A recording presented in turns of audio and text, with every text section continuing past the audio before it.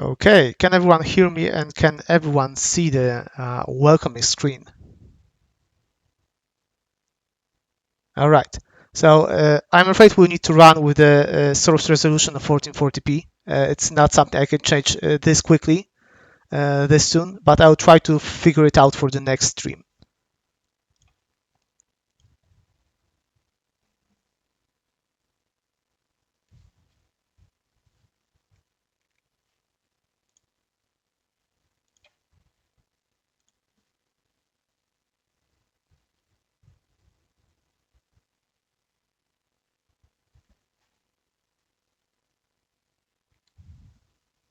All right, folks. Good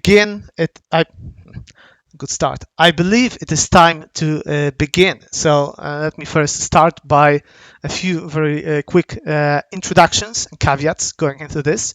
So this is part one of the four-part series where we'll be talking only about the Jurassic. So this won't cover all of Mesozoic, only this specific time period.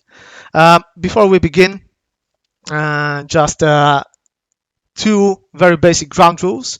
Paradox folks in the stream, remember this is a public stream, so no discussing work stuff.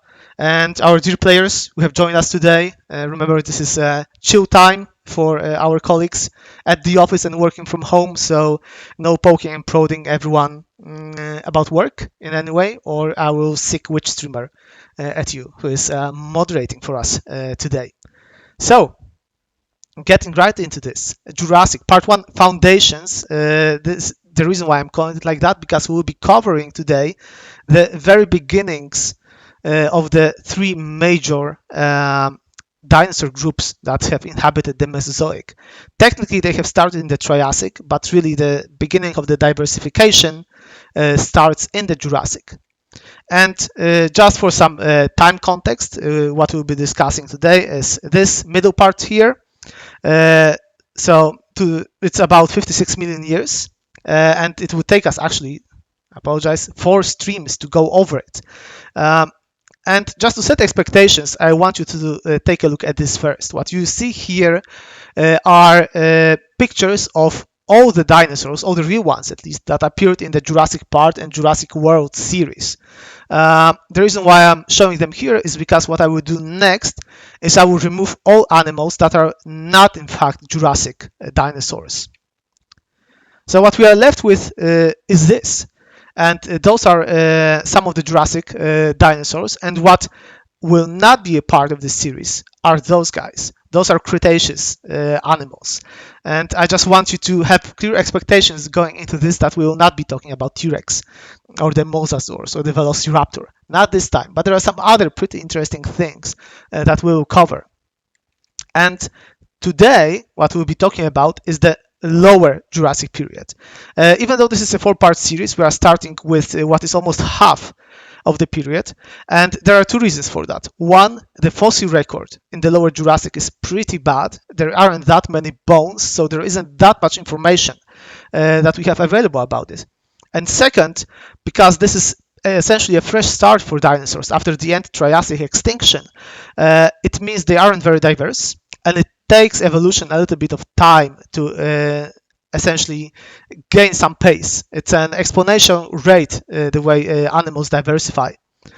So it will start slow and then it will start accelerating as we move through the Jurassic.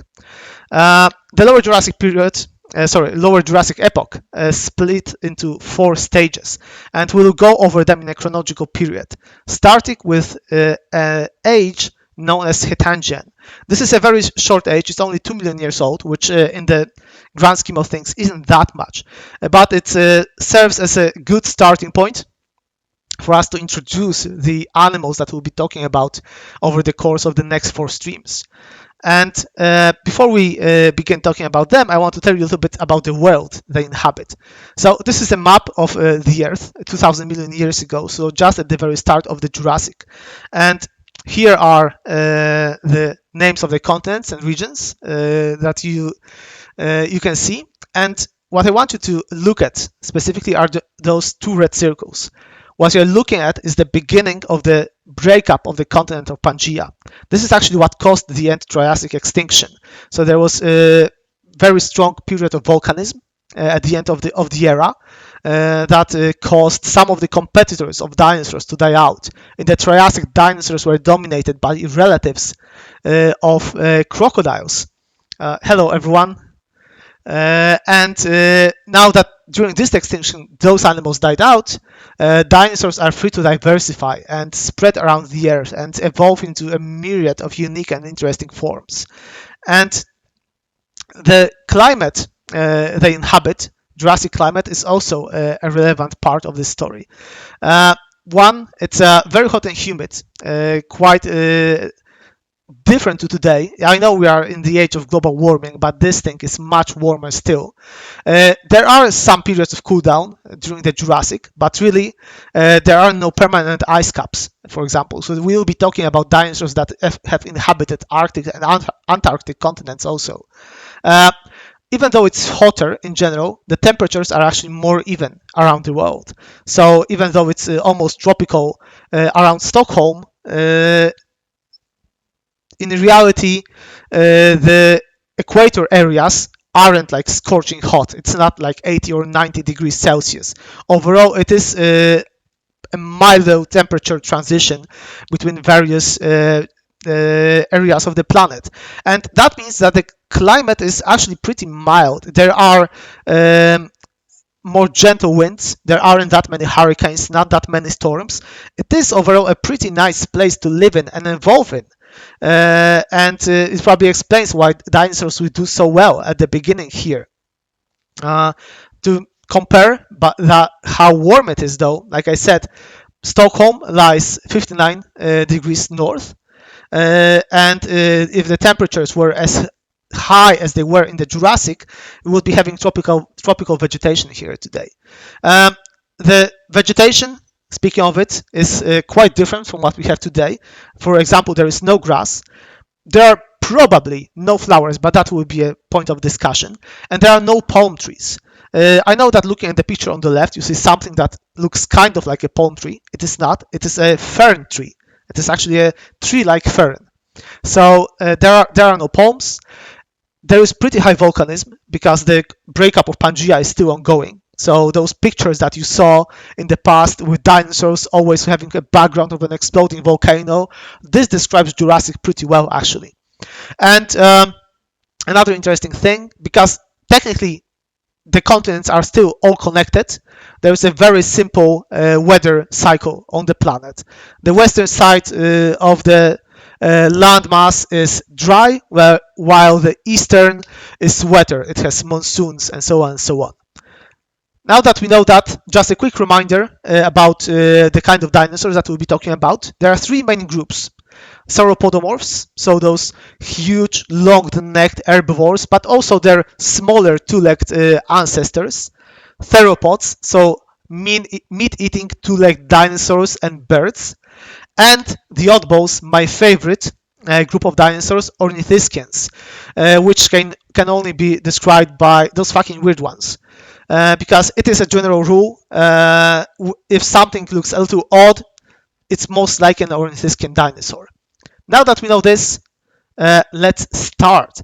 And we'll start by talking about what is actually a survivor of the Triassic. Coelophysis was present already in the previous era, the Triassic, but some of its species, because there were multiple species of the Coelophysis, have survived into the early Jurassic.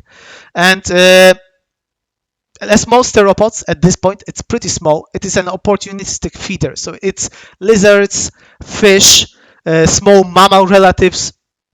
I want to show you a few pictures, starting with one where you have a unique opportunity to look at a Coelophysis butthole. The artist making those, his name is Gabriel Igueto. There will be lots of his art here. I just wanted to give him a shout out because his artwork is pretty awesome. Here is a different picture, also made by him, with a little more detail. What is characteristic for Coelophysis is a pretty long snout. Here is a little more metal version with red eyes, a little more fuzzier, cuter one with some footprints. An older reconstruction without protofeathers. This isn't accurate, but it shows something very important, which is that those were herding animals. So we actually had a theropod, meat-eating dinosaur that was living in herds, though they weren't pack hunters necessarily. Here, a picture of how some of its feeding behavior might have looked like, probably hunting insects, aside from small mammals and fish. And one more picture to show it how it probably looked like in more detail, a little fuzzier animal than some of the older renditions show. Now, this is an old dinosaur returning, but let's talk about something that is completely new. Another coelophysid, yes, there will be anteater dinosaurs, but this isn't the one. So, another coelophysid is Dracoraptor, a very metal name for a quite underwhelming dinosaur. Again, a small animal, lived on the coast and ate lots of fish.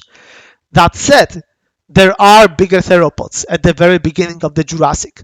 The picture on the left is a little misleading. Let's just assume those trees are actually smaller than they look like. Dracovenator, you can see its size on the top left here. I also added a comparison to a different theropod. The reason why I'm doing this is that Liensternus, the one that you see at the bottom left, is actually the largest Triassic theropod, so the largest predatory dinosaur that was in the Triassic. So just as we enter the Jurassic, we already see that the theropod dinosaurs are starting to grow, and it is a trend that will only that will only continue. Now, going through this series, I want to give you a little bit of an overview of the relationships between dinosaurs. We'll be filling in this tree as we progress throughout the Jurassic, and we'll start with two. Here you can see the name Neotheropoda. Neotheropoda is the theropod dinosaurs that have essentially survived the Triassic.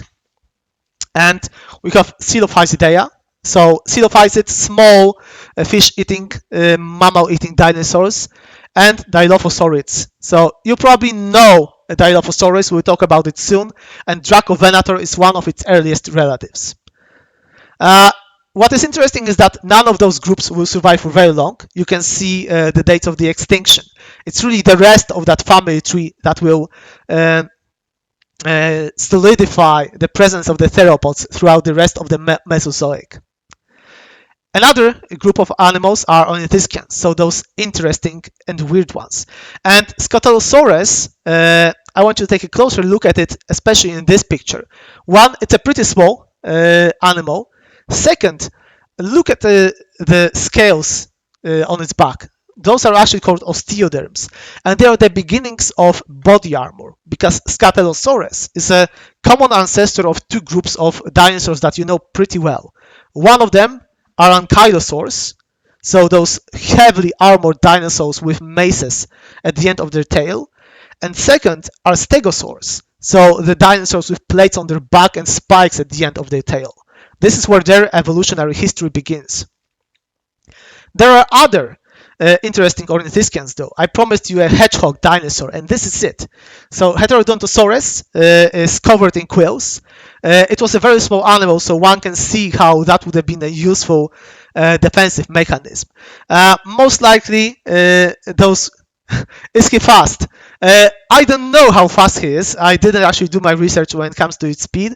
I imagine it's because it's a two-legged dinosaur with a long tail to balance, that usually indicates that it was fairly speedy. A different picture of the same animal, just to give you context. That and idea that some of those quills might not have been visible, but covered by a bunch of protofeathers. There are other ornithischians. This is a very old picture. I was trying to find a better one. Lesothosaurus, a very basic animal that I won't talk about too much yet, but we'll talk about its descendants soon. Size, again, very small animal. For this moment, ornithischians at the very beginning of the Jurassic were pretty small beasts. Now, their relationship on the family tree. Heterodontosaurids are kind of doing their own thing. They are not really closely related to other groups.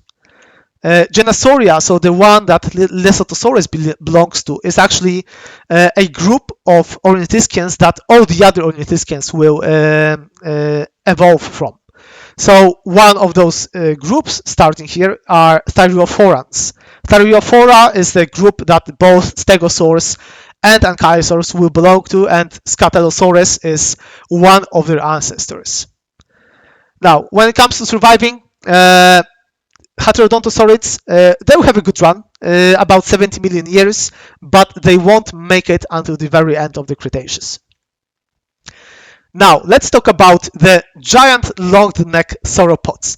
I know this doesn't look like one, and in fact, as a reminder, if you were there for my Triassic presentation, you will recall that I said that small sauropod ancestors are going extinct, and in fact, Hetangen is their last vestige. Going forward from that, they will only keep getting bigger. Most of them at this point are still two-legged animals, although the transition already started happening. One of them is Massus spondylus, not very big, but already bigger than the one you saw a moment ago. There is also a smaller one, Nguevu. So you have a few of those small ones, but majority are about medium sized or bigger. Like Unanosaurus is a much bigger animal, although still mostly walks on two legs. And last one of this group is Irisosaurus.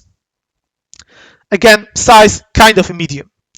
That said, the four-legged sauropods are already here also, and it will be them that will diversify the most and dominate the rest of the Jurassic. Polanosaura, not the biggest one either, but the body plan, I think, reminds you of what you consider to be a sauropod a little better. And in fact, when you look at their family tree, which is a little weird, I know, you will see that each of those families is actually a subfamily of a bigger one. And all the two-legged ones are not considered true sauropods. So you can see, going through them, that there's a Ignavusaurus, Massus spondylus that we discussed, and the closer you get on this tree, you get to the four-legged body plan, and this is where we consider the true sauropod tree to begin. I see a question, what are those flaps for? I am uncertain, I will be honest with you. I see them used by lots of paleo artists, but I didn't do my due diligence on the throat flaps of the sauropods. As you can see, there is actually a little more diversity with sauropods than theropods, for example. That is the reason for that is that they were bigger and they were able to deal with predators in the Triassic a little better. Now, we have some other animals accompanying dinosaurs, of course, like the pterosaurs, their close relatives. And one of the more famous ones, I would assume, is Dimorphodon. You can recognize it by the big head relative to the rest of its body. Although the animal isn't very big. Most of pterosaurs in the Jurassic are actually fairly small, although before we finish this series we will get to the big ones also. Here are two more pictures of it, especially the one on the right I want to highlight. I think it's excellent. The artist's name is Mark Witten. You can find him on Patreon, and the stuff he makes is just wonderful. Here is one hunting on the ground. They weren't only hunting in the air. That is an important thing to mention. And another thing to remember is that those things are not birds. They actually move on four legs rather than two. And just a comparison on how Dimorphodon was presented in the Jurassic World series. Quite different. They tried to make it a little creepy, and like all prehistoric animals in the Jurassic series, it is bald, while it had protofeathers present on its body. Now, there were other pterosaurs present in the Hetangen at the very beginning of the Jurassic. One of them is Campylognathus. On the bottom left, you can see it and its close relatives from the same family, and how big they were. Yeah, so someone is saying the feet on the wings are super cool. They are, and it's actually very interesting because they were using their front legs to launch themselves into the air. Their front limbs were very strong compared to the back limbs, so they would push themselves off the ground, like essentially do a push-up, and then spread their wings to get more lift. Now, we talked about the air, let's talk about the ocean. In the ocean, first we have survivors from the Triassic, so ichthyosaurs, and Ichthyosaurus species is one of the most famous ones. What needs to be said is that ichthyosaurs got hit pretty hard in the end Triassic extinction, so their diversity has dipped a little bit at the beginning of the Jurassic, and they are getting actually some competition at this point. That said, there are still some pretty big ones, and the top predator in the early Jurassic is still an ichthyosaur, like Temnodontosaurus that you can see here. This is one interesting picture, again made by Mark Whitten of Temnodontosaurus trying to catch a smaller ichthyosaur and basically making it go nope and try and escape onto the surface. That said, this dynamic and this status of being the apex predator is about to change for them, because in the Jurassic there is another predator on the rise. Now, I want to be very clear about what you are looking at. This isn't a Hetangian animal. It's still an early Jurassic creature, a plesiosaur, that we'll talk about in more detail later. However, I want to do an introduction to their family now. And you know some of them for sure. You heard about those long-necked marine reptiles. But in reality, their family tree is a little more complex. The long-necked form, so Plesiosauroidea, is probably the best known, but there are short-necked variants also. And in fact, when it comes to what is the apex predator in the Jurassic, it's not the long-necked form. The long-necked plesiosauroids have smaller heads and dentition that is better fit for eating small animals like fish, squid. They are fairly slow, but the big flippers and the long-necked neck, which is used as a rudder, actually give it pretty good agility, so they can rotate, twist, and so on. And they will stay with us until the end of the Mesozoic. The second group, Pliosaurids, you can see looks very different. It has short neck, bigger head, and a massive jaw. And it's them that will become the apex predators in the Jurassic. You might have heard about one of their family members. Liopleurodon is probably the most famous one. They get pretty big, up to 15 meters, and hunt very differently. They move very fast. Their flippers and their body plan means they're more aerodynamic. Well, not aerodynamic because it's in the water, but you know what I mean. Again, what I want to make clear is that those things are not mosasaurs. They look a little similar, but in fact are very different creatures. And those will also stay with us until the end of the Mesozoic. Now, you probably heard about those two, but I can make a pretty safe bet that probably none of you heard about the third group. So there is a third branch of this tree called the Romaliosaurids, and they're kind of the jacks of all trade. It's a little bit of an average between the two of those. So they don't get that big.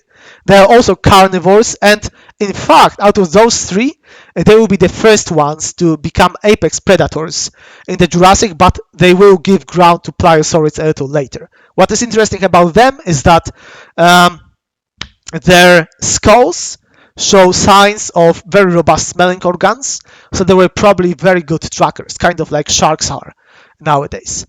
Now, going forward, I will be using those three badges to differentiate between them.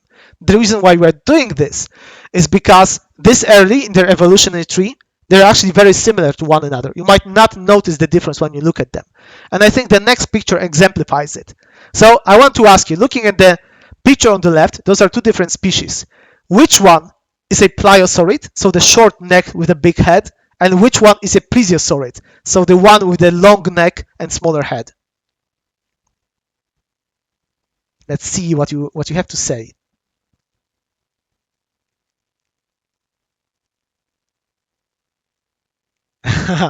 I see there are no takers. See, it's the opposite. The top one isn't long neck. So the top one, Thalassiodracon, is the beginning of the evolutionary line that will lead to the apex predators, the pliosaurids. And Eoplesiosaurus, the bottom one, will evolve into... I'm sorry about the pop quiz. The bottom one will evolve into the long-necked form. I also want to talk very quickly, when you look to the right, about their family tree overall. Sauropterygia is a group that has no living relatives. What you see at the top are probably creatures that you think, oh, is this a turtle, right? They are not. They are not even closely related to turtles. Placodonts are animals that kind of look like them, but are not, in fact. So this is a group of animals that we have no real analogies for today. Now, there is also a Romaliosaurid living in the Hetangian. Its name is Ataicodracon. I don't have a better picture of it. As you can see, already a little bigger. So those that I showed you a moment ago were about 3 meters long. This one is 5. There are other things in the sea. There are ammonites, belemnites, which are squids, and there are crinoid rafts, which are very interesting things that I will talk about in more detail soon. Sushi Commander, I'm sorry for not giving more time. We are pressed for time here, and I need to move this along. Another thing that swims in the seas are, of course, sharks, other fish. And on the surface, we have something else that is pretty interesting. They are called crocodilomorphs. So those are the ancestors of our modern crocodiles. As you can see, they're a little underwhelming compared to what we have today. Their relatives dominated dinosaurs in the Triassic, but oh, how the tables have turned. They are trash now, and the dinosaurs hunt them. Speaking of trash, we also have our relatives. So Mammalia forms, Megazostrodon is one of them. You can see how big the skull is on the right. It's here held by a guy between 2 fingers. Another one that's pretty interesting is Euharamedia. So you can see that those guys were living in burrows in trees, basically hiding where the dinosaurs couldn't get them. Another interesting thing and a group of animals that will be recurring throughout this series are insects. What is interesting about Hetangian is this is the earliest evidence we have of a coloration in insects. So we know there were lots of golden colored flies flying around in the Hetangian. Now, this was the introduction. Let's get to the more important stuff. We enter the Sinemurian age. And this boy you see here, you probably know pretty well. It is a Dilophosaurus. And Dilophosaurus you might recognize from the Jurassic Park series, right? You probably saw this boy in the movie. And I don't have to tell you that this isn't really an accurate depiction of the animal, right? It wasn't venomous, it wasn't spitting venom, and it didn't have this weird frill around its neck. In fact, the Jurassic World Dilophosaurus is probably the one instance of a dinosaur getting a nerf in terms of size in the Jurassic Park series. The one from the Jurassic Park is on the left, the actual animals on the right, so a much bigger predator. Now, before we continue, I just want to tell you that there were some recent discoveries as to the exact shape of the crest on the animal's head. It looks a little bit like that. And the reason why I'm showing this is because some of the art I will show you next is a little outdated, so it looks a little different. That said, some of the artists that made this stuff did a pretty great job, and I think it's worth appreciating anyway. This is a pretty interesting one. On the right, you see a juvenile that has chosen death. I don't know what it was trying to do with the adult.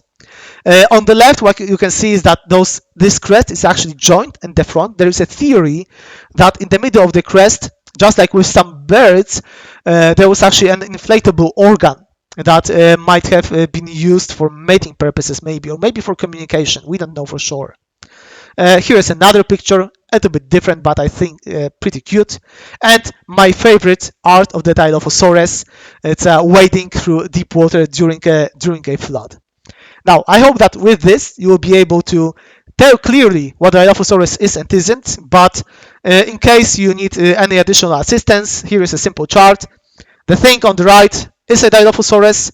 All the things you see on the left are not, although one of those on the left is a venomous reptile.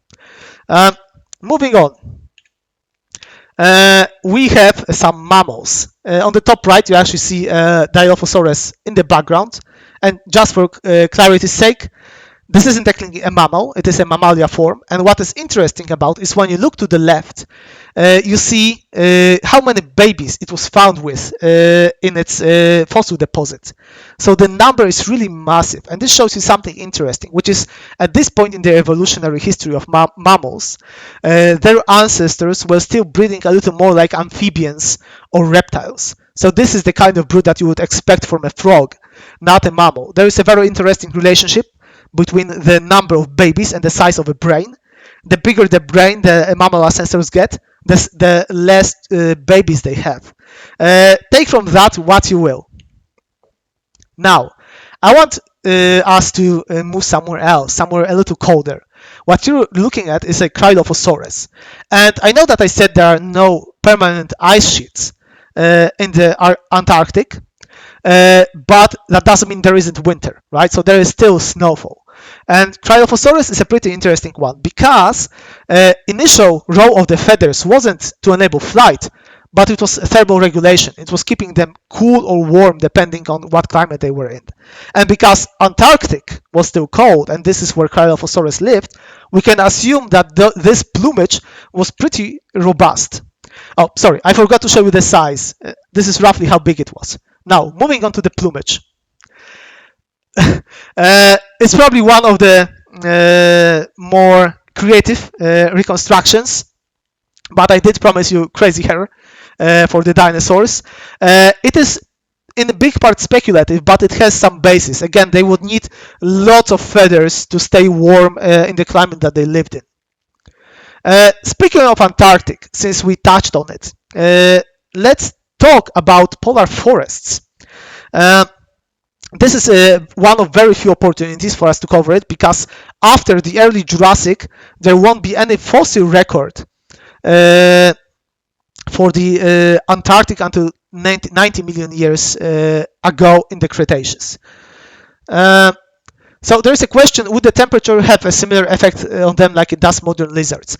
Kind of, but what needs to be remembered is that dinosaurs were actually partially warm-blooded. Maybe not in the same way that we are, because this is actually a warm-bloodedness is a spectrum. It's not an on and off switch. So they were able to thermoregulate a little bit on their own. Some research actually talks about the likelihood of hibernation in the dinosaurs, but truth be told, we don't have actual proof for it. Now, going back to the polar forests. First thing that needs to be said is that frozen Antarctic is unusual in the Phanerozoic Eon. Phanerozoic Eon means the past 500 million years or so. So our Antarctic being frozen is the oddball. Usually it was ice-free. Last time it had ice caps before the Jurassic was the Devonian, so 350 million years ago. Almost 150 million years difference. It will only start cooling again at 150 million years ago, so at the end of the Jurassic, but won't freeze completely until 15 million years ago. So most of its history is ice-free. Unfortunately, the geological record is very bad because, ice destroys stuff and it's a little difficult to get through. Now, the forests are very interesting because even though it was warm, there was still polar night, right? There was very little light for the plants to capture photons and photosynthesize. Reality is that this is why they survived isn't well understood. There is ongoing research going into this. Scientists are experimenting with ginkgo trees, which are trees that were widespread in the Jurassic of that time. They actually coped decently during the test in the absence of the light, but it turns out that later when they were given light, they were having some trouble stabilizing photosynthesis. They were overgrowing, generating too many leaves, and then they had too much essentially plant matter to support when the next cold night started. So we don't have an answer how the hell the forests in the Antarctic in the Jurassic survived. Now, speaking of the Antarctic, there are also sauropods living there at that time. One of them is Glacialisaurus. This is an old picture. What needs to be said is that it is one of those two-legged sauropods. This is a more accurate depiction. Size-wise, not very big, just like Cryolophosaurus. That said, even though it is a two-legged sauropod, most of them at this point were starting to turn to a firmly four-legged body plan. And one of them, Barapasaurus, is the beginning of another part of the tree of the sauropod, tree of life. It is the first group of sauropods that emerges in the Jurassic. So Gravisauria is what they are called. Fairly vanilla at this point, but what they are selecting for is size. They are getting bigger, which is the direction that you probably expected them to take. Now, when we get bigger plant-eating animals, we also get bigger carnivores.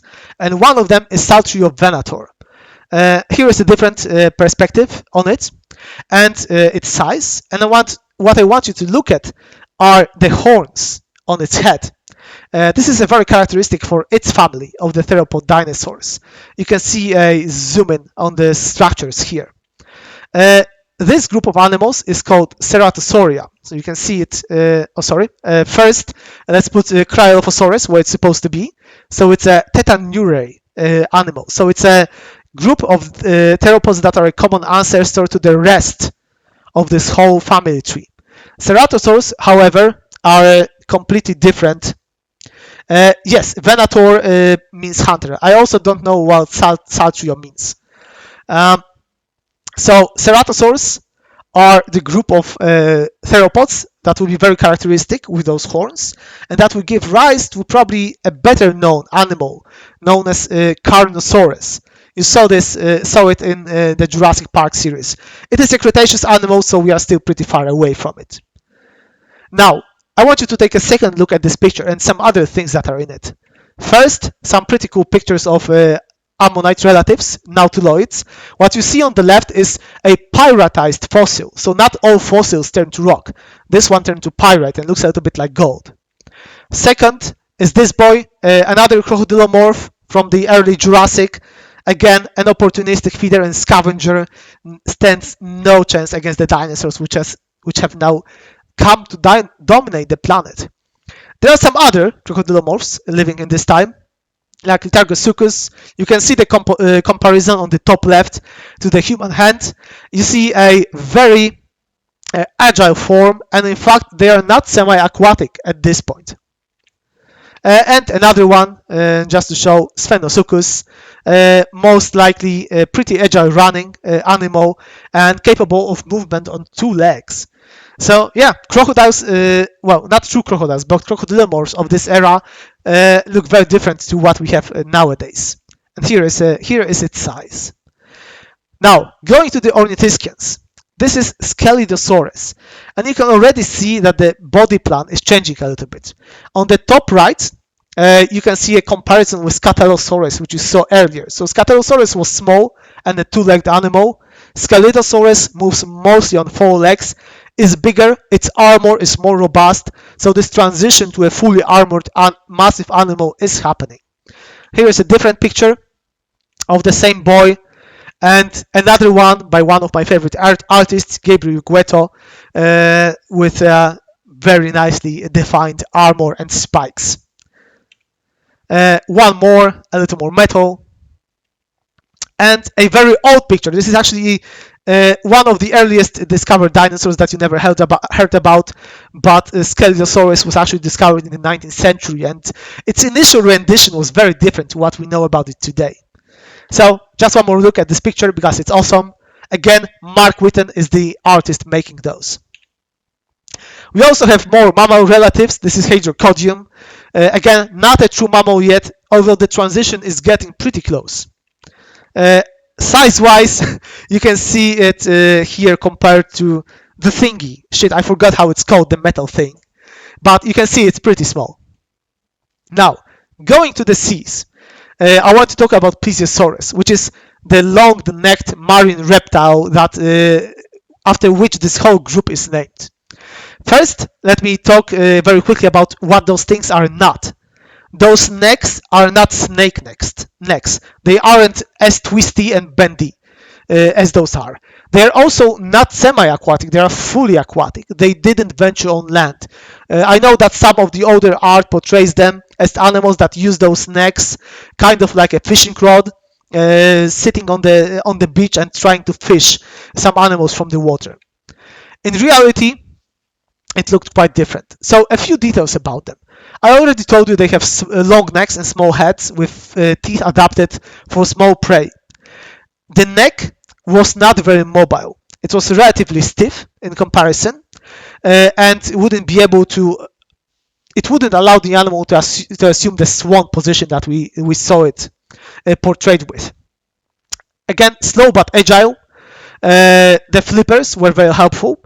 What is interesting is because the neck was so long, it was actually used as a rudder rather than the tail. So the neck was what was helping the animal change direction in the water rather than the tail. And I see a question: whether they were still air breathers. Yes, they needed atmospheric oxygen to breathe. They didn't have any means of breathing oxygen dissolved in the water. They were not ambush predators or pursuit predators. The neck created lots of friction, and it wouldn't allow them to reach high speeds. Having said that, this is probably a more accurate portrayal of how they were hunting, sifting through the sand at the bottom of a shallow sea, looking for animals hiding there. Size-wise, what needs to be said that those animals are much smaller than what we have come to expect from pop culture, around 3 meters long. Now, the other group, so those theoretically short-necked plesiosaurs, pliosaurids, are here also. The necks are still fairly long, but shorter than with the true plesiosaurs. But you can see already the head is getting a little bigger, and this one has been named after Sir David Attenborough. This transition to a bigger head and a shorter neck might be better seen with this one, Archaeonectris. So you can see this process is slowly starting to take shape. Now, the one you see on the left is not an early Jurassic pliosaur, but I wanted to show it here to show the difference between those two groups. So this is actually a middle Jurassic pliosaur, but you can see already what the difference is. Massive head, short but muscular neck, the dentition capable of eating smaller plesiosaurs, sharks, other pliosaurs, ichthyosaurs, basically the apex predator. The flippers, their structure likely meant it would have been able of short bursts of very high speed, relatively because it is in the water, which means it was probably an ambush predator swimming in the open water. It was less maneuverable, however. It was slower than ichthyosaurs, but faster than mosasaurs, which you would know later. And compared to today, yes, it was slower than sharks, which are super fast for the water, but it was faster than you, so you wouldn't need to worry about whether or not it can catch you. Again, they didn't venture on land, they were fully aquatic animals, and what is interesting is that they were probably deep divers because their bones showed signs of decompression sickness. Now, moving on, the third group is also here. Thaumatodracon is a member of Romaleosaurids, and those are actually the ones that are apex predators competing with ichthyosaurs at this point. I see a question about the depth they ventured to. It's a little hard to say for sure, right? Because this is an exact science trying to divine from the science of bone fractures and their chemistry how deep they went. But probably not as deep as whales go nowadays. Now, we have ichthyosaurs too. This is Excalibosaurus, a pretty interesting one with a very long snout. You can see on the right its skeleton and how long this thing actually got. Yes, they were capable of giving live birth as strategists, correctly. Size-wise, a pretty big ichthyosaur, but that Romaleosaurid you saw a moment ago would have been able to hunt it. We had pterosaurs, of course, at this point also. One of them is Rampinian. Again, the kind of body plan you came to expect at this point. Long tail, small body, a little bigger head relative to the body. At the end of the Cinemurian, you see a scene that you would normally attribute to typical pop culture, right? So you have a sizable sauropod hunted by a big theropod. So the true dinosaur world is like emerging at this point. Now, moving on, we are in the Pliensbachian age, and I want you to take a close look at this picture. It's a so-called Drzewica formation, so it's from Poland, and what I want you to pay attention to is first the animals, but also the plants. And listen closely to what I'm about to say. None of the animals you see here were reconstructed based on bones. There were no bones found in this formation. Likewise, none of the plants you see here were reconstructed from plant remains. There were no branches, there were no tree trunks. Now, the question you probably have is, how the fuck do we know that those animals and plants looked like that? And the answer lies in two things: tracks, so-called trace fossils, and fossilized spores and pollen. I'm going to tell you about them now and how scientists use those to reconstruct environments like this. So first, trace fossils. So what a trace fossil is a detail preserved in rock that is an indirect evidence of life. Examples are tracks, burrows, nests, eggshells, coprolites, so dinosaur poop, tooth marks, more stuff like that. They are actually more numerous than fossilized bone, and finding them actually helps paleontologists understand what kind of animals and what kind of animal bones they should be looking for in a specific geological strata. They are valuable because they can offer us clues to animal behavior. We can learn whether they were herding. Coprolites can tell us what diet they have. Even though the poop is fossilized, you can still x-ray it and see what was in it. Nests and eggs can tell us about their family behavior. Burrows about their habits when it comes to taking shelter and being territorial.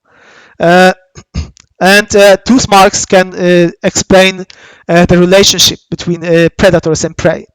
And when there is a lack of bones, trace fossils can actually tell us a lot about what kind of animals live there. You can look at the footprint and say there is no way in hell to attribute it to a specific animal. But even if you don't have those animals in this geological strata, you have them right after and right before. So you can conjecturize what kind of animals lived chronologically close to this time, and see if you can match some of their feet and other pieces of their skeleton to trace fossils found in this place. And this way you can divine with decent accuracy, maybe not a species, but at least a group that the animal belonged to. Now, I can recommend you a book. I don't know if it's something that would be sexy to you, but it's actually pretty interesting. Dinosaur Tracks. It will actually explain what I talked about here in much more detail. Now, let's talk about the other part of the equation. And as someone who is allergic, first of all, let me start by saying, fuck those things. Second, one of the reasons why they are so annoying is they are virtually indestructible. The polymer which they are made of, sporopollenin, is arguably the toughest natural polymer. And because of how strong they are, they retain chemistry of the strata they were discovered in very well. So for example, we have chemically analyzed pollen from as far as 310 million years ago. That doesn't mean there is DNA, but it does mean we can learn a little bit about the biochemistry of the area in which the pollen were deposited. Just some information to give you an idea how incredibly strong those things are. In allergy research, in order to extract pollen from its shell, you need to boil it for 5 hours in a super strong acid at 70 degrees Celsius. This still doesn't destroy this goddamn shell. It only removes the pollen from inside. This means that they are very difficult to destroy and they fossilize very well. In fact, some of the earliest information on plants on Earth we know from spores. It's 470 million years ago in Ordovician. They preserve with very fine detail because they are so difficult to break. And this helps us actually understand what plants they belong to. This in turn also can tell us a little bit about the climate of the period they were discovered in, and if they are found in coprolites, so again dinosaur poop, they can tell us about their diet. Now, armed with that knowledge, let's go back to this picture and let me show you this. With this information, the scientists were able to reconstruct what kind of animals lived in that area. So Vulcanodon today is a group of sauropods. You saw an animal belonging to it earlier, Vulcanodont. So medium-sized four-legged sauropods. There are coelophysids here, so you remember coelophysis. Anemoepus that you see on the right is a heterodontosaurid, so those quill-covered animals. You see a two-legged sauropodomorph was present there also. And we have Megalosauripus. It's an animal for which we didn't find bones yet, but we can with some certainty attribute it to one of the basal theropod groups, so Tetanurae, the group that Cryolophosaurus belongs to also. Spores also tell us a lot about the trees. So all those plants were constructed based on the information discovered from the spores. Now, I want to show you one more version of this picture. It's an older version. There's a Dilophosaurid shown here. The reason why it's been removed in the newer is because there is actually, it is uncertain whether the track which this animal is associated with was a Dilophosaurid for sure. But it is actually a semi-famous animal in Poland. His name is Dyzio. You can see his footprint in the back there. And I like showing models because they show you how big the animal was actually in relation to a human being. So even though Dilophosaurus weren't the biggest theropods, it would still fuck you up pretty easily. We have some more information from Jevica based on those tracks. We know there were crocodilomorphs, there frogs, what kind of insects, some mammal relatives, and more interesting plants. There were also some fossilized bones from the Piensbachian. I will go over them quickly because they aren't that sexy, but I just wanted to mention them. We have Cainta venator, Berberosaurus, so small and middle-sized theropods. We also have last coelophysids. And I want to stop here for a moment to talk about Podokesaurus. Podokesaurus is a theropod with the longest tail in relation to its body size. You can see it's almost whip-like. And the person who discovered this, her name is Mignon Talbot. She was actually the first woman to be elected a member of the Paleontological Society. And here is a model which she reconstructed. You have to remember this was back in the 19th century, so at the time where lots of people were assuming that dinosaurs walked a little bit like kangaroos. She also got some fan art because of this. She's semi-famous in the paleontological circle, but one way or another, Piensbachian is the last time we get Dilophosaurus and the last time we get coelophysids. It is time to say goodbye and move on. Now, what you're looking at here is a sauropodomorph, so a two-legged animal. I really like this one. I don't know what Sarah it was named after, but I would consider it a compliment. I mean, the dinosaur is sexy as fuck. The long-necked, beautiful colors on the face. Size here, you can see medium-sized. And speaking of being a compliment, the nails on that thing are also pretty impressive. So it probably used those to pull on tree branches or maybe remove bark from a tree, but also probably for defense. We have some more two-legged sauropods, but just to be clear, they are declining. At this point, four-legged animals are in the Sauropodomorpha family are starting to take to dominate their family tree, like Torjadosaurus and Tonganosaurus, which is an interesting one because it is a new part of the family tree here. They're called Mamenchisaurids. They are not the biggest sauropods, but they have the longest neck in relation to their body. So we will be going back to them a little later also. We have more ornithischians.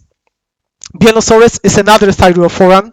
So still not a proper ankylosaur, not a proper stegosaur, but getting there. You can see this body plan starting to resemble something you know. And Fabrosaurus, one of those base ones. It's not a heterodontosaurid, kind of cat-sized, an herbivore feeding on ferns. Another interesting thing is an amphibian called Siderops. Pretty sizable. I couldn't find a good scale for it, so I made one. It's approximately 1.21 lebrons long.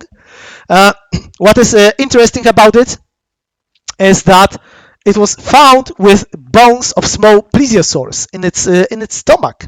So it was hunting plesiosaur babies in what was probably the estuaries of rivers where it lived. We have more pliosaurids, still with a long neck. Arminisaurus is one of them.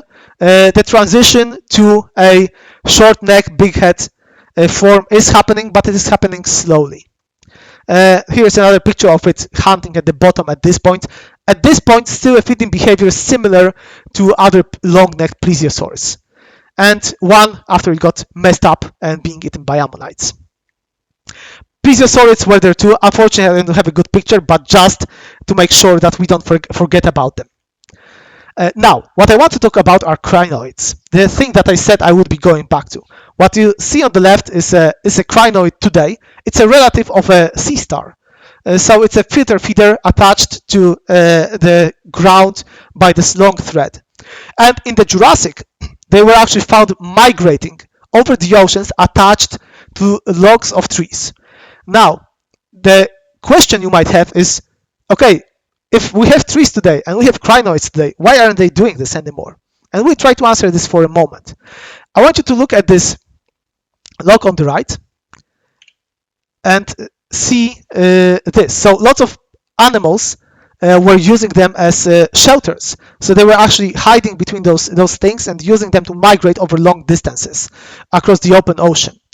And in fact, in case of some of the big ones, plesiosaurs were known to do that too. They were found together with the crinoids. This is the biggest crinoid raft discovered, reconstructed. Individual branches are about 10 meters long, and you can see a plesiosaur on the bottom left. So this thing was massive. And it was, I suppose, kind of symbiotic. You could probably see some plesiosaurs defend the crinoid raft from some other predators. Now, those things you can buy, though they aren't cheap. This one I found on eBay, $125,000 US.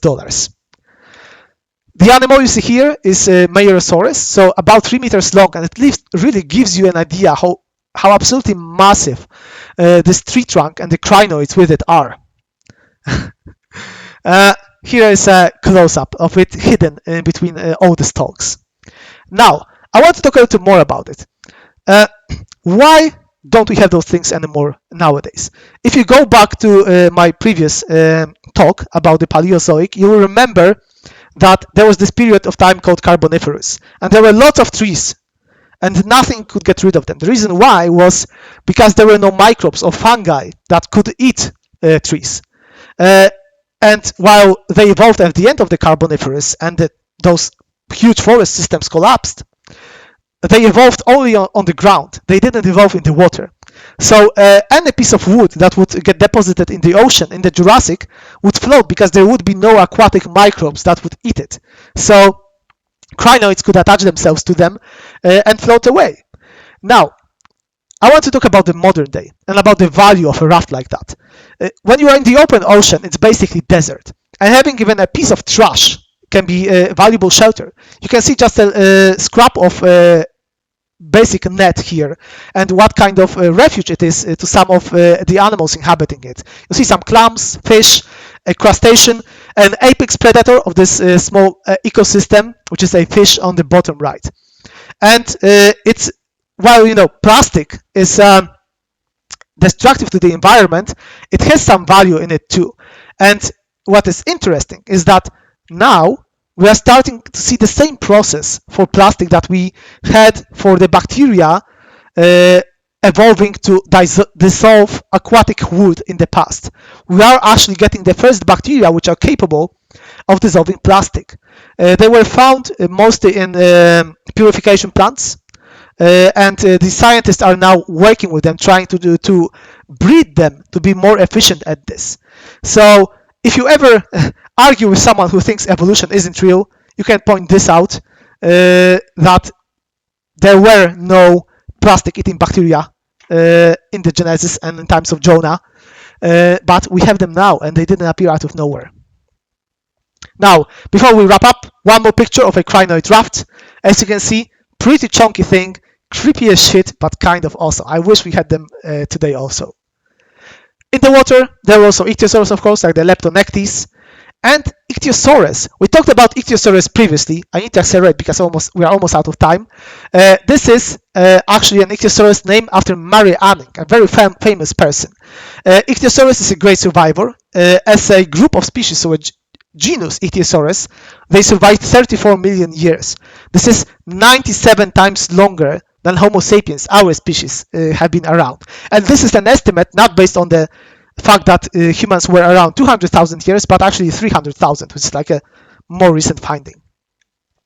Let's talk very quickly about Mary Anning, the person who discovered them, because you can't omit her. So Mary Anning was making her discoveries in a time before paleontology was even coined as a term. She was a poor woman who was born into a poor family, and she was basically supporting herself and her family after her father's death by finding what they were calling at that time curiosities. So pieces of bone that weren't classified as fossils at the time. She was finding them on the beach, selling them, and essentially made a living like that. Later she was recognized for those discoveries in 1822 where the field of paleontology was born. She was the first person to discover the plesiosaur, first person to discover a pterosaur. She discovered ammonites, coprolites, lots of other stuff. And more interestingly, she worked with a man who created this thing. This is the first piece of paleo art ever. This is the earliest, this is the birth of the field. So the first artist that created a piece of art based on actual findings of extinct animals. And what is interesting is that this actually started a discussion about evolution, even though the term wasn't coined. And this was about 30 years before Darwin's Origin of Species. Later on, Darwin would go on to talk to the artist who made this, and it would actually inspire him to do his research. So Mary Anning is indirectly responsible for his discoveries. Her story, unfortunately, isn't a happy one. It was a difficult life, and working on the coast was difficult. In fact, she lost her dog in one of the avalanches, rock avalanches there, and almost died herself. She remained poor her whole life in spite of her discoveries, never married and never had children, and unfortunately died at age 47 due to breast cancer. She wasn't recognized during her life, but recently people are starting to give her proper credit for all the discoveries she made. Now, moving on, we have just one last section to talk about in the Jurassic. And this is also the time when the Ichthyosaurus and the other massive ichthyosaurs die out. They still survive as a group, but they become greatly diminished, and this is where they give ground to the plesiosaurs. And the question is why? Why now? The answer lies in the next stage of the Jurassic, the Toarcian age. And when you look at this picture, it doesn't look so hot. Actually, it looks very hot, but it doesn't look so good for whatever was living there at that time. What you are looking at is a Toarcian turnover event, also known as early Jurassic mass extinction. And you might be asking, wait, weren't there 5 extinctions? I don't remember this one. Well, the reality is that there were way more. We have 5 great mass extinctions, but we have some others also. In some of my previous talks, I talked about the end Ediacaran and end Carboniferous extinctions. But Toarcian turnover is one of those minor extinction events also. And I want you to look at this picture at the bottom right and look at all the others and tell me just visually which of the others it reminds you the most. Yeah, I see F's in the chat.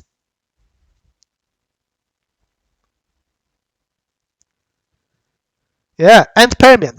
In fact, the causes for this extinction are the same. It is a breakup of the continents. So end Permian, end Triassic, and this extinction all were caused by the same thing. So the continents move away, spill a lot of lava, and that lava poisons the atmosphere, in this case, the ocean.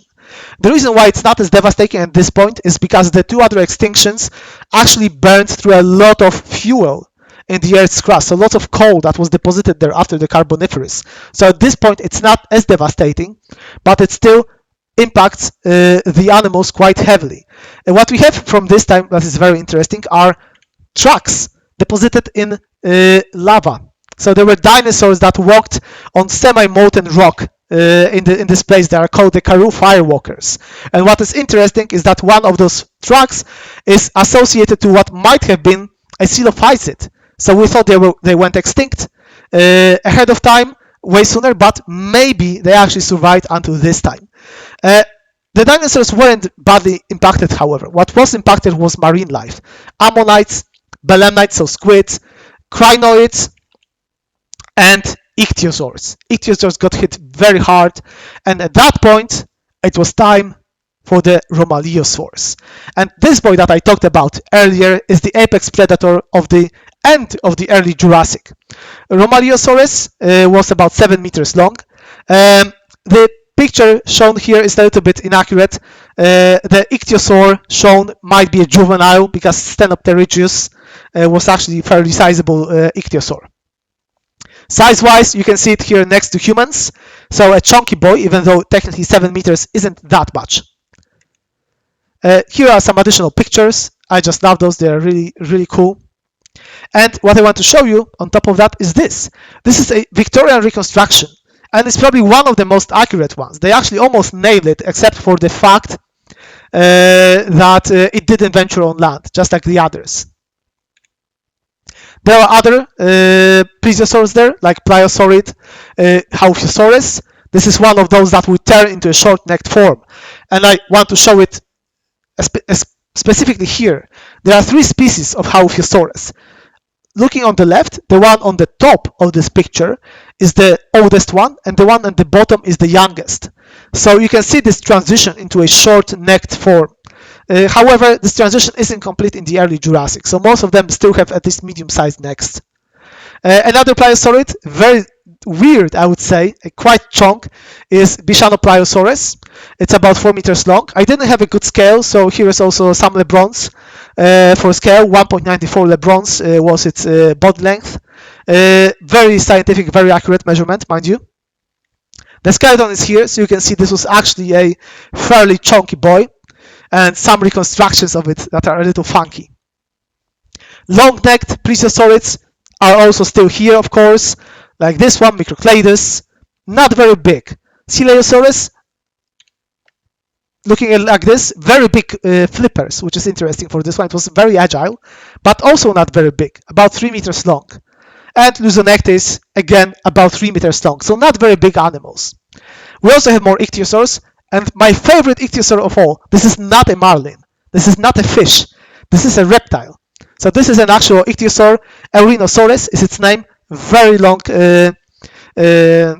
snout. Probably used it the same way marlins do today, which is to bitch slap fish while they are swimming. Marlins don't actually impale fish. They slap them with this thing, and then they eat them. And it's likely that it used it for the same in the same way. Size-wise, about 6 meters long. Here is a different picture of it. The artist, Mark Witten, showed just a preview of it on his Twitter and made it available. He didn't actually finish this art, so I'm showing it with pieces of UI from him, but I think the art is still pretty awesome and worth looking at. We also have a new type of a crocodile relative. They are called Thalattosuchians. Those are not ancestors of crocodiles, even though they look very similar. Those who turned into another group of fully aquatic animals that you probably never heard about, but they will actually be competing with plesiosaurs for the position of the apex predator later in the Jurassic. Size-wise, I only have a reflection of a guy in the picture to show you, about 3 to 4 meters long. You can see here how big they were compared to the man. Looks like a crocodile, but it's not. Here is one more picture of the boy eating a fish. This is actually a model that someone created. Moving on to the end, because I am over time, we have a toothy boy, Pterosaurus. Its name is Dorignatus. Here is one trying to feed its young, some lizard. Size-wise, not very big, about 1.5 meters wingspan. The smile is something to die for, especially in the case of this fish. Some largest teeth in relation to the size of the mouth in the animal kingdom. There were others that had a similar dentition. at this timeline, like Campylognathoides, a little bigger animal, almost 2 meters. And we also have Pampsicephalus, also those huge teeth in relation to the size of the snout. Those actually indicate that we're probably fish eaters. Here is one diving to illustrate that. We also have a mammal relative, Argentoconodon. I won't be going too deeply in details about it today. And more armored ornithischians. You can see that those spikes are becoming a little bigger, and there is something happening on the back of this animal, leading slowly to the Stegosaurus line, but not quite yet. So Imausaurus, not a very big, a little bigger than a dog. The family tree of the ornithischian doesn't really change in the early Jurassic. It stays the same way. Omdenosaurus is a very interesting one because it's the smallest sauropod that we know. It's actually an example of so-called insular dwarfism. So it became isolated on an island in Europe and decreased in size to be able to cope with the availability of food on it. We also have something much bigger, Lingwulong. And what is interesting about this, you see that the head is pointing downwards and it's a little shorter than some of the others. It's actually a low browsing dinosaur that I will talk about more in the future episodes. What you can see here is a comparison of Lingwulong to some other sauropods. So Buryolestis is a Triassic ancestor of sauropods, and Brachiosaurus is an animal that you all know that will come later in the Jurassic. So you can see the transition in size, that it's ongoing, but it actually still has ways to go. They are bigger, but will grow much larger before the Jurassic is over. Lingwulong is here in the family tree. What you might find interesting is that it lies in the family called Diplodocoidea. And you know Diplodocus, of course. However, Diplodocus himself is not present in the early Jurassic yet. And I want to end today with this boy, Asphaltovenator. Asphaltovenator is a member of a group of predatory dinosaurs that you are probably familiar with. They are called the Allosaurs. So Allosaurs are arguably probably the second most famous large predatory dinosaurs after the Tyrannosaurs, and they are one of the apex predators on land in the Jurassic. What is very characteristic for them, here is its size, so sizable, not giant yet though. What is characteristic for it are those, not horns per se, but bony structures over its eyes. This is a characteristic of all Allosaurs, they all have it. And on the family tree, it lies here. What I want to say at this point is, you can see the group is called Allosauroidea, which is a common ancestor of two groups of allosaurs. One are true allosaurs, the others are something else, but we will talk about this later. So at the end of the early Jurassic, the theropoda tree looks like this. And allosauroids are actually very successful ones. They will live until 88 million years ago. Now, we reach the end. This is the border between the Toarcian and the Middle Jurassic boundary. And one silver lining is that the aquatic life after the extinction at the beginning of the Toarcian has rebounded and it's back to its usual shenanigans. At this point, this is where I'll be taking off for today. I hope that in spite of the fact that this is just the foundation and the beginning of this series, you weren't bored and that you managed to learn a few things. Before we finish, let me just tease the next episode, which will be streaming in 2 weeks at the same time. We'll talk about the origin of birds, some French dinosaurs, some history about the earliest discovered dinosaurs, pterosaurs. We'll be talking about dinosaur fleas, because why the fuck not? We'll talk about first tyrannosaurs, first stegosaurs, huge fish, jewelry made out of dead squid ass, dinosaur anteaters, which I have teased previously to some of you, and some insects, and maybe, what is maybe first flowers. In the meantime, if some of you want, I will be actually redoing some of my earlier talks. If any of you missed them, this Saturday at noon, I will be talking about life before dinosaurs. And next Saturday, again at noon, I will be talking about the Triassic. The reason why is I want to record them and upload them to my YouTube so I have a proper archive this time. And this is it for today. I see lots of thanks in the Twitch chat. Thank you very much. I'm glad you had fun. And if you have any questions at this point, this is the time to ask them. I already went over time, so fuck it. Why not?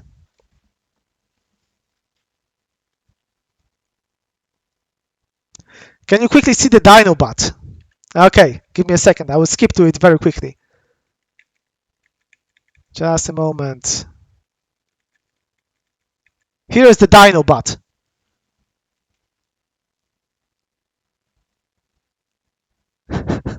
I mean, thanks for asking the which streamer. Benjamin, how long did you convince our bosses to do a Dino Grand strategy game? I don't know. I would hope that Paradox would one day lean into prehistory in some way, but I am not aware of any plans like that at the moment. All right. I see no specific questions at this point. So again, thank you all for coming. I will be getting up and going back to work. I apologize for going over time. It is a little difficult to condense all this information in 1 hour format. I will be trying to keep it to 1 hour in 2 weeks. In the meantime, I hope I will see at least some of you this Saturday. Again, same time this Saturday on this stream to talk about the life before dinosaurs. So thank you so much, and this is me signing off. See you around.